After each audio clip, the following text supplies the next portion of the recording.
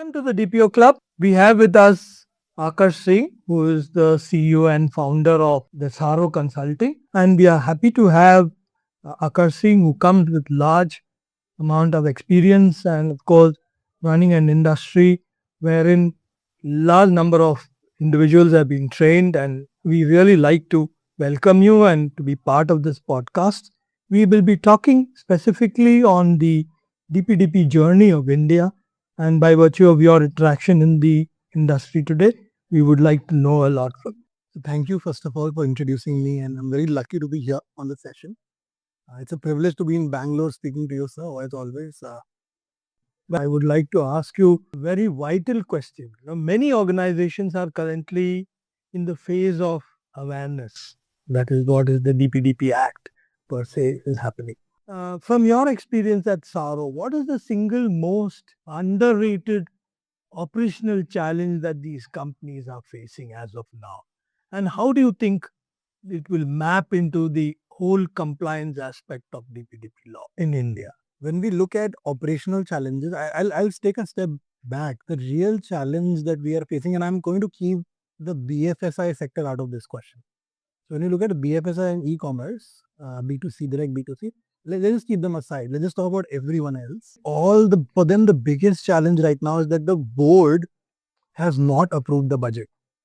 So the first problem that I see with DPDP is convincing the board of the organization, the leadership of the organization, that this is gonna hit us, and making them understand that it's not just about the fine, right? People are also like, oh, well, get fined to 50 crore, 50 crore, nothing from it. I am a business of 1 lakh crore, right? And there's so many businesses in India being so successful. So the major challenge is budgeting. The second major challenge I feel is planning, because now we have today, what day is today? I think today 9th of May.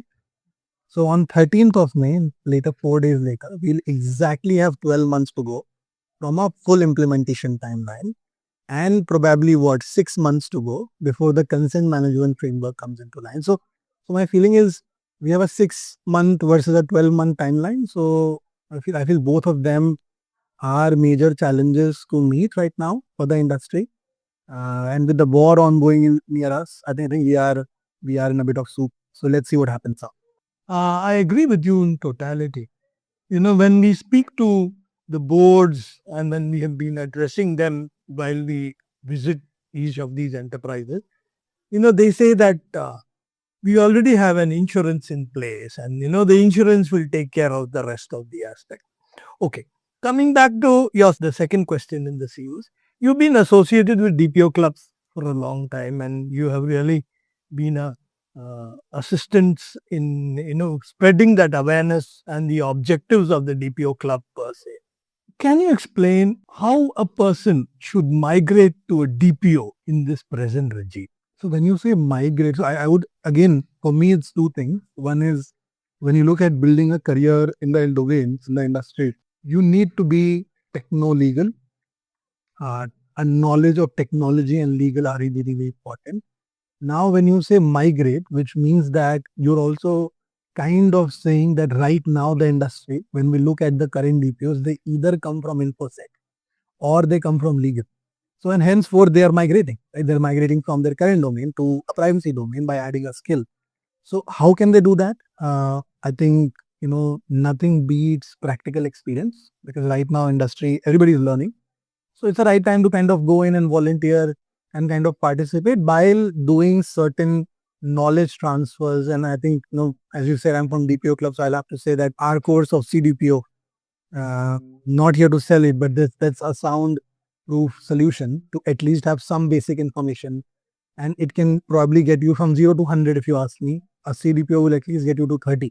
And after 30, again, you have to do practical, because nothing will beat practical experience. Practical experience is the heart and mother of a privacy knowledge, and that's how it works out. Akash, another follow-up question. You have explained very well as to how a DPO is to be part of the industry now. Irrespective, you may be a privacy manager where there is no DPO authorized.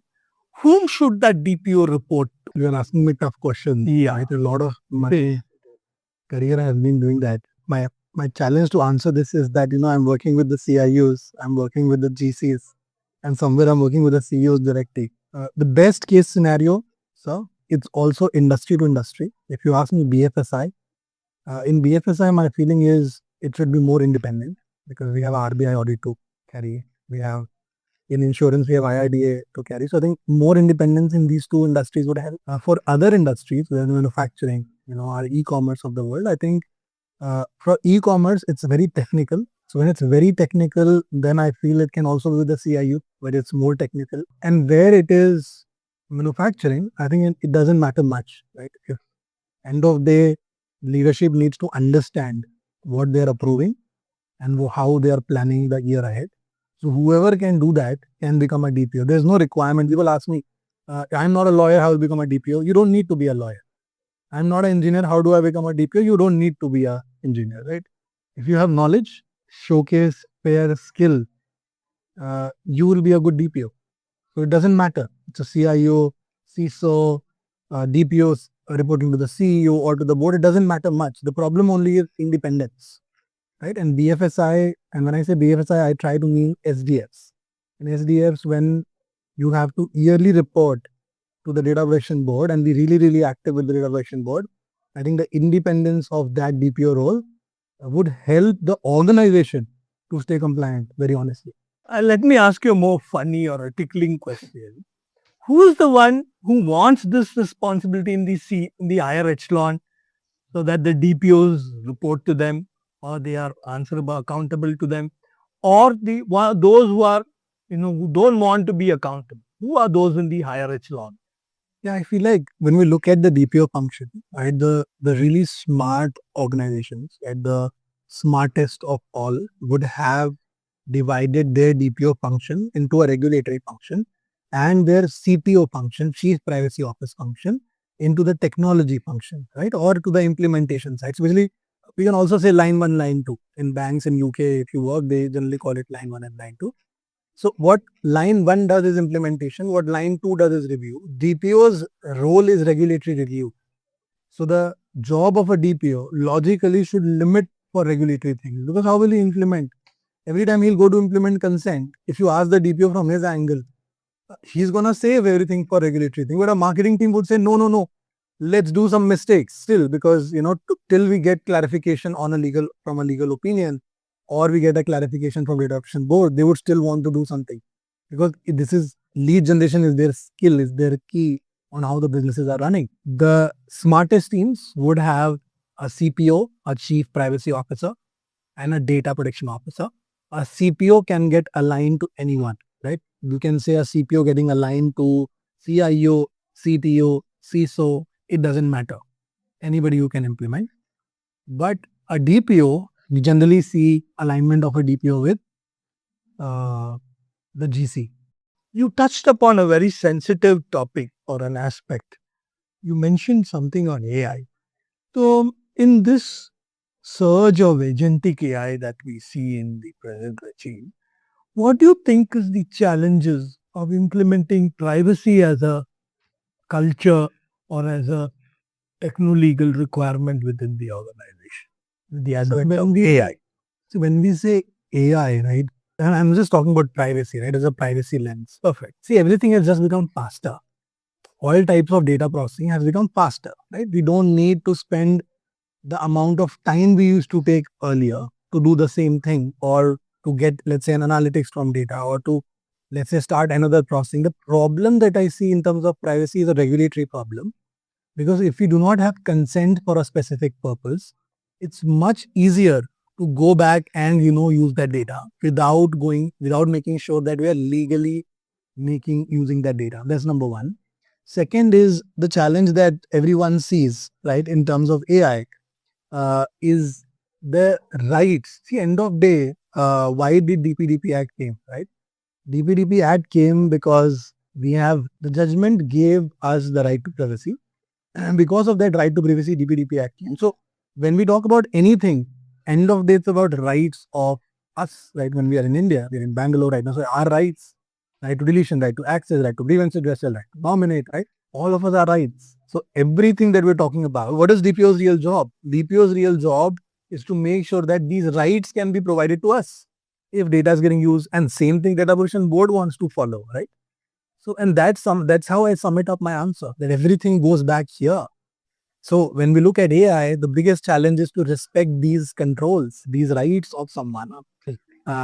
And I don't think that I know if you use technologies which give you AI governance, you can manage this.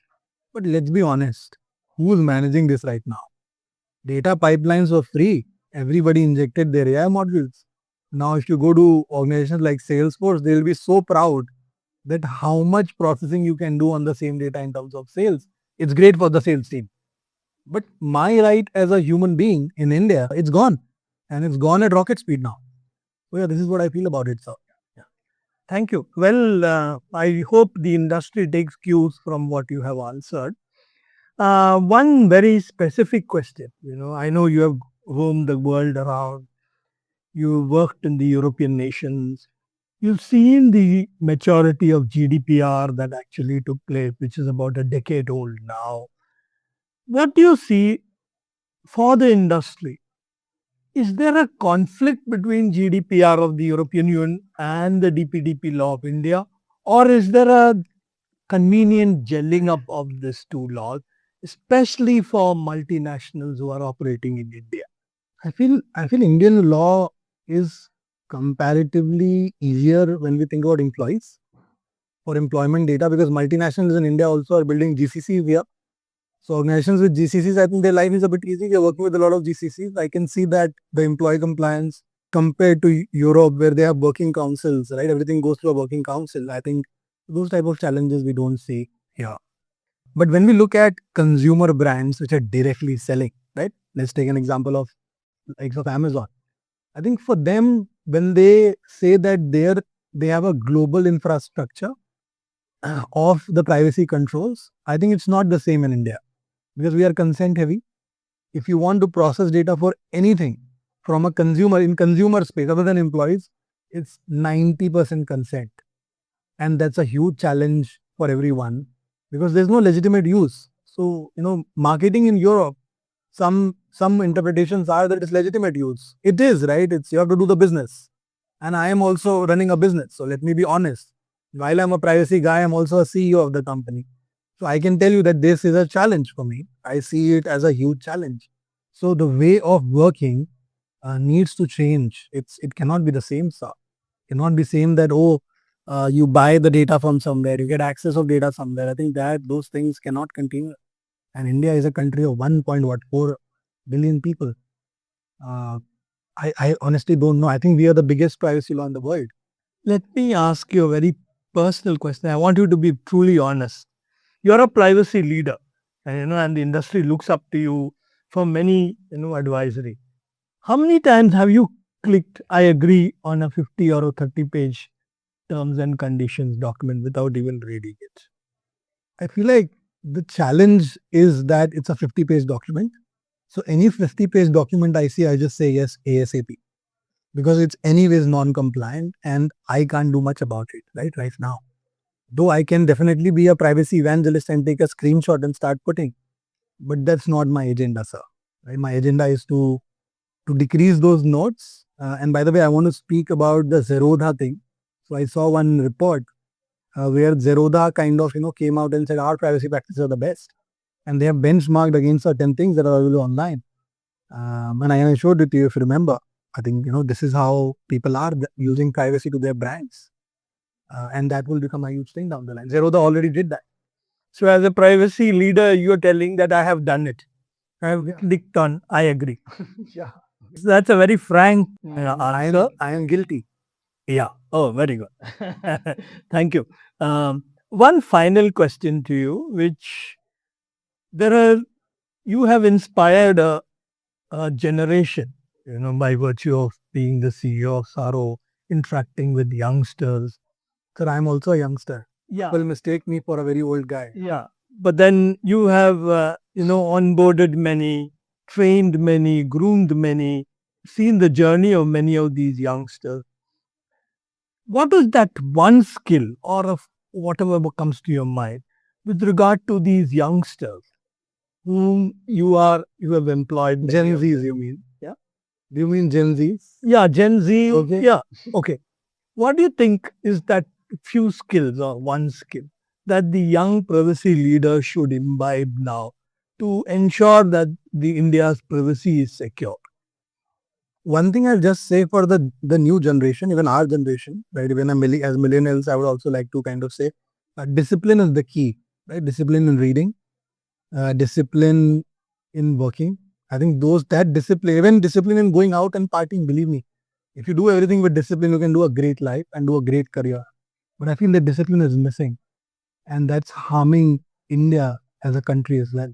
Now, coming to privacy professionals specifically, I feel when you come from a legal background, you need to like work really, really hard and understand technology.